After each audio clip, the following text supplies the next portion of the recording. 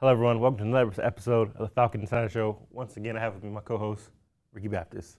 Thanks, Brandon. Appreciate you being here. Appreciate you setting this all up. Yes. Well, not a great, okay week again. Once again, for Falcon Athletics. Start off volleyball loss, 1-3 to Texas women's, but then responded on Saturday. Yeah, absolutely. I'd say overall for Falcon Athletics, maybe started the week a little bit slow, and then finished off the weekend on Saturday with a bang. Yeah. 2 wins, and one of those wins, volleyball. Sweeping Midwestern State, having their 4th highest hitting percentage of the season. Everything was just kind of clicking there for the Falcons. The offense was really good. The defense was really good. Coach Allard was really happy with the team's effort. It was a really exciting middle of the day Saturday, just kind of setting then what was going to be, that was the appetizer for what was going to be the main course with football later on in the day. So pretty good Saturday for the Falcons. Like you said, maybe not the greatest week overall, but a good ending. Oh yeah, their 6th sweep on the season and the 10th win of the year. Yeah, 10th win of the season, and they got 2 more opportunities this week to get back at it. Playing Lubbock Christian tomorrow on the road. Lubbock Christian, a team the Falcons have already defeated this season, and then playing Western New Mexico on Saturday at home. Western New Mexico, a team that took us to 5 sets at home last year, but we beat them. So potentially, if everything goes well, 2 more wins could we could be up to 12 wins by the end of the week. And again, this is just, for me, it's one of the more fun teams to watch. They're just really fun, exciting team the way they play. We talked about it in the press conference this week with how hard they hit the ball. They don't hold back. And I think that's something Coach Allard this last week had really challenged his outside hitters and his offense to just hit it hard and go for it and try to contribute. Don't make it all about the defense and all about the setters. Let's have the offense come to the table. And we saw that on the match on Saturday against Midwestern. Oh yeah. That was really good to see. Couple of rankings for you. Falcons rank 1st in the Lone Star Conference and top 25 in the country at opponents' hitting percentage, and also are leading the conference and top 25 in the nation in blocks per set. So we talked about the offense, but also the defense is really, really good as well for the Falcons. And that's what you need. That's what the best teams have, is you have a good mix of both of those things. So, yeah, it's a fun team to watch. And, again, 2 more chances for wins this week. Oh, yeah, and kind of like you kind of mentioned, 2 more chances to win right now. They're 3-3 in Lone Star Conference, which is 8th overall. Yeah, I think they were picked tied for 9th to begin the season, and something we talked about this week as well is they're right in the hunt for that postseason berth. In the Lone Star tournament. That's something that I think in Coach Allard, his first season, if the Falcons can pull that off, that's a huge way to kind of start your career as a head coach, and they certainly have a chance. Again, they kind of control their own destiny with the matches in front of them. They've already played West Texas and Texas women's, so kind of got some of those tougher matches out of the way, and there's a chance, and that's all you can ask for kind of heading here into the last month of the season. Oh yeah, they've been playing well all season. Even though those losses to Texas women and West Texas A&M, they showed they can put it together for the entire match. They can be a very formidable opponent this year. So. Even the loss last week that we had on Thursday, the Falcons, Coach Allard talks about they were 1 or 2 points away from going up 2-0 in that match, and it ended up falling 3-1 there to Texas women's. They're right there. I mean, and that's sports. The idea is you're going to lose some of those close ones, but learning to win those as you go along is what separates the good teams from the average teams, and I think that's what we're hoping to see the Falcons do here over this last month of the season. Oh, yeah, and then kind of in that win against Western State, Jenna Gray got her 1,000th assist of her career. Perfect. Yeah. Good shout out there. Exactly 1,000 career assists now, and only a junior, so she got a whole nother season to go about it. So we'll see how high she can get some of those rankings. Maybe she can crack the top 5.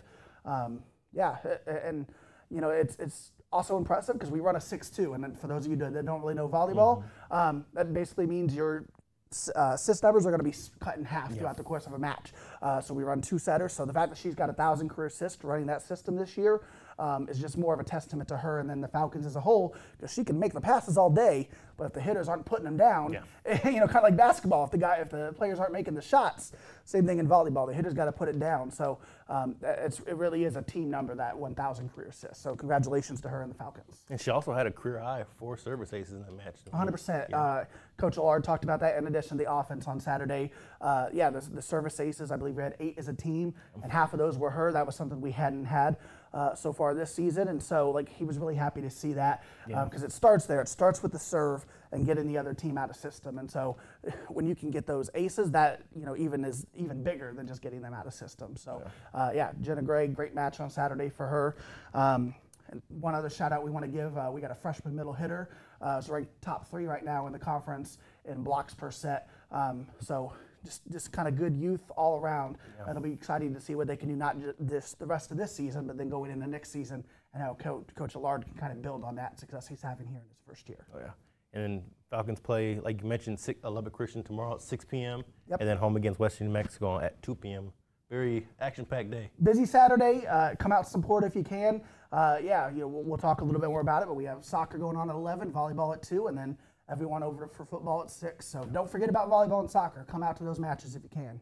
Kind of like you just mentioned right now, football will be home. But they picked up a huge win last weekend against number 9, Central Washington, who's now number 21 in the nation. Yeah, gigantic win. 1-point road win against a top 10 team. That's really all you need to say, but we can say more. Yeah. Talk about it's the highest ranked win for the Falcons in program history. Freshman quarterback, first ever collegiate start to go out and do what he did. 2 rushing touchdowns in the second half. The defense was locked on and dominant. Limited the Wildcats to 77 yards in the second half there. I mean, there was just so many accolades. Defensive Player of the Week, Jelani Jefferson with 2 interceptions. I asked you last week, when Dylan Graham goes down as a player, and if you got 2 conference losses on the season, what's your mindset? What are you kind of playing for the rest of the year?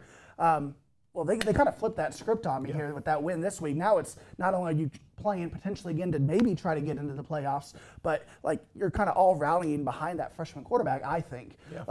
That's kind of the whole point of being teammates. You want to lift each other up, and one of your friends and your better teammates goes down, how do you lift each other up? And I think we saw that this week. Oh, yeah. And kind of like McCullough mentioned earlier in the year, the Lone Star Conference is going to beat each other up. Fair. So you never know how, at the end of the year, a 2-loss team could have a chance to win the conference title. 100%. So you never know what happens at the end. Angela still has to play Central Washington. Central Washington still has to play Kingsville.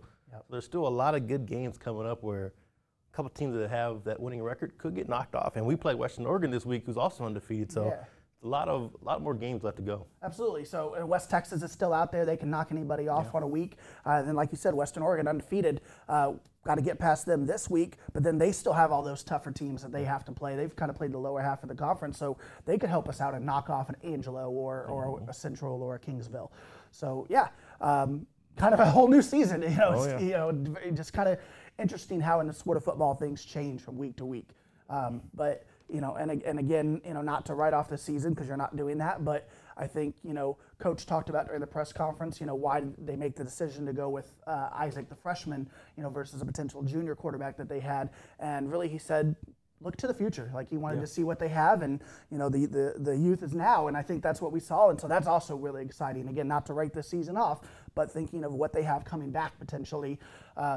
Is really fun to see. Dylan Graham was in the midst of a potential, Conference Player of the Year type season. We saw that last year with Kenny Hernser. So now, Isaac, if he can do what he does over these last 4 games and get himself ready for next season, what kind of season can we be looking for out of him in his first full collegiate season? Oh, yeah. It's really exciting to see. They'll have the running back, a lot of good receivers out there, good defense as always. That's kind of a Coach McCullough staple. So. Definitely, again, the football program is a fun to watch team. Oh, and it's kind of like you mentioned when, at least back when I was coaching, when we have a freshman and junior who, based on the same level, it's like, why not go with the young guy, see what he's got, see if you can throw him in the fire and have something special. And they found out that this weekend against Central Washington. They did. Hostile environment, too. That's a good point. Super difficult place to play, again, on the road, top 10. And then not just any top 10, but Ellensburg, Washington. Yeah. Like, you're far away from home. I don't know if you've ever been up there to the Pacific Northwest before, but that's not like you're playing on the road here in Texas or New Mexico. Like, that's something different. We've seen glimpses of him, I think, this season in the last game against Angelo the week before during the scrimmage. Like, he's had those things where you go, there might be something there. Yeah. And this week, and then in the second half in particular, it just popped off. I mean, he was super confident. I think he had 4 incompletions the entire game, 2 in the second half. I mean, he was converting third down after third down, both with his arm and with his legs. It was just the composure that him and the entire team honestly had. We didn't see the issues with penalties we've had in the past. We got the issues figured out with dropping the ball. The receiving corps really came to Isaac's aid there in the second half and helped him with some big plays. It was just a great collective team effort in that second half to pull out that win. And, shout out to all the coaches for their preparation on that too. I know defensive coordinator got the game ball. Again, like top 10 team, hold them to 13 points. Our defense has been great all along. I think that's kind of been, under the rug a little bit. Like, you don't really talk about it when you're 3-3, but the defense is keeping us in games, and this was another example of that for sure. So again, they're just really fun to watch because you're always going to get a good battle. Oh yeah, it's great. Defense played great once again. Crazy ending with them committing a penalty on the final play. Basically, was the final play of that PAT, not PAT, but field goal. Field goal. That went in, but. And every coach talks about the importance of special teams, and Yeah. sometimes from an outside perspective, as a fan, it can be hard to, you're like enamored with the offense or the defense, it can be hard to see that. They missed two field goal attempts. They missed an extra point, and then like Brandon's mentioning on the final field goal attempt for us, a penalty kind of ends the game. That's 4 game-changing potential plays right there. If they make any of those extra points or field goals, it's a little bit different there at the end. So special teams rearing its head like it does. It's an interesting game. All 3 phases of the game are very important in football. So now kind of moving on, men's and women's golf. Men's golf finished 8th last week at the Ryan Palmer Invitational. And then currently, at least after day 1, they're 7th out of 15th. Yeah. Last time I checked a little bit ago, they're in 8th place right now. Fell down a spot. But yeah, like you mentioned, 8th place last week as well. Coming off of the win that they had there, 3rd win in program history. So, golf, this is their 3rd week in a row competing. They've got a couple guys that have had a few straight top 20 finishes. It's been a great fall, I think, for them on the men's side. Yeah. The women's side, not as many athletes competing, so, I'll let you talk about Noah a little bit and what she's been doing. But the men's side, some definitely strong team finishes. A couple weeks ago, they beat West Texas, who was ranked number 20.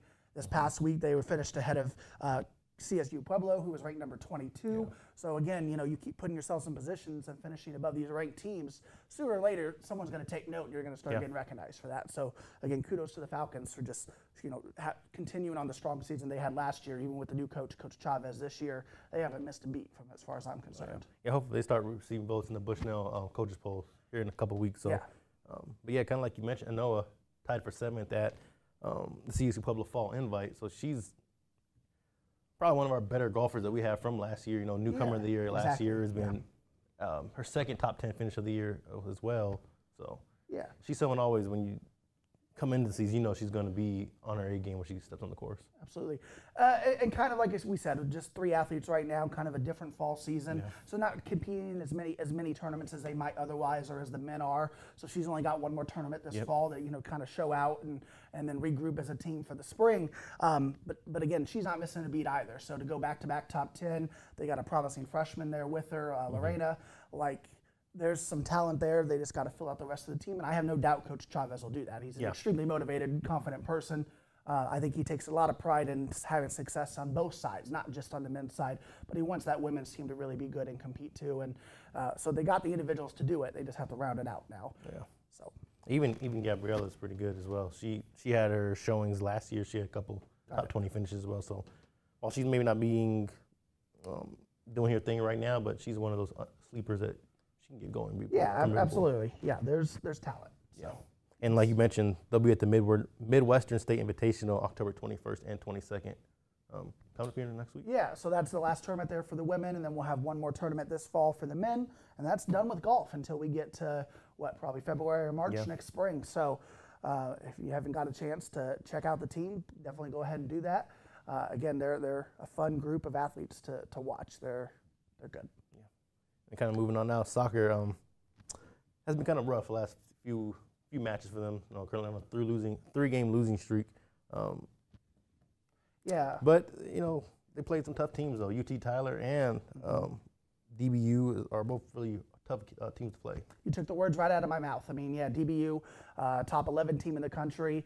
We talked about how honestly competitive that match was. The score was 3-0, but 2 of those goals kind of you almost write off because they came within a 2-minute span right before the end of the first half, just kind of mental lapses. So it was almost a 1-score game. And then in the middle of the week, lose 2-0 to another solid team It happens. And then you go on the road to UT Tyler, who is making an argument to maybe be one of the best teams in the conference, not just in the conference, but in the country. Let me get you the numbers here. They're ranking 6th in NCAA Division II in goals per game and 6th in the highest point total in the nation. So those are legit numbers right there. That team can put the ball in the back of the net. You know, we talked about our team earlier in the season being top 10 in the country and things like shots on goal per match and shots per match. And that's all well and good. You can't score if you don't shoot. But then the difference is the separators, can you put the ball in the back of the net? And that's what UT Tyler not only has been doing all season, but did against the Falcons to the tune of 4 goals, 2 in each half. So, you know, that's definitely a tough match. But that's kind of, again, sports. Like, you regroup and figure out, okay, where do we go next? How do we, shorten up our weaknesses? And I think Coach Tejas and her team can do that. Winnable matches this week. I know we're playing Sul Ross on Saturday, West Texas tomorrow on the road. So, just kind of like volleyball there, you got a chance. If you can take care of your business this week, you're right back in the thick of it.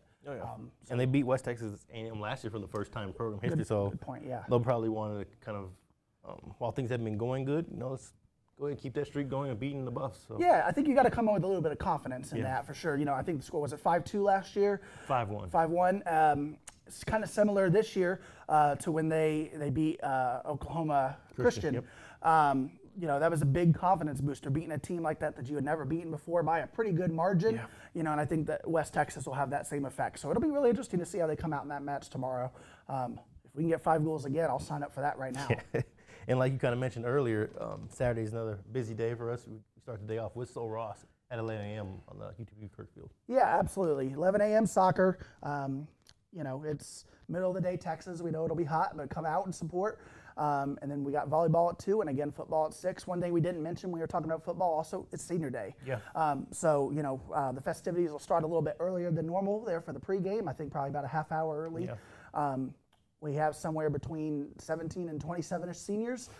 So again, that's a game where we're going to need you. It's the final home game of the season, playing an undefeated team. If we can pack us down Broadband Stadium, let's do that. I think that'd be really cool to see. And also, homecoming week, so it'll also be the homecoming halftime festivities and things going on during the week.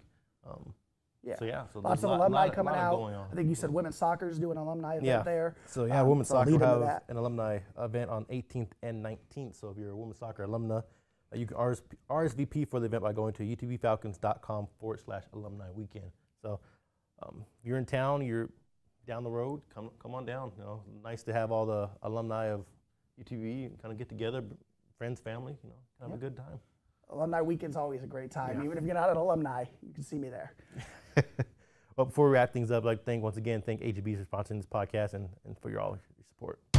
At HEB, we know that game day is about more than the game itself. The taste of victory is unparalleled, but so is the taste of HEB jalapeno poppers hot off the grill. Seeing the best players in their prime is truly something to behold. So is an HEB Prime 1 burger that you grilled to perfection. For low prices on all the things that make game day great and delicious, visit HEB, your official game day headquarters, or use the My HEB app to start prepping for game day right away. I think that's all the time we have, Ricky. Thanks, Until Brandon. next time. Yeah. Falcons up.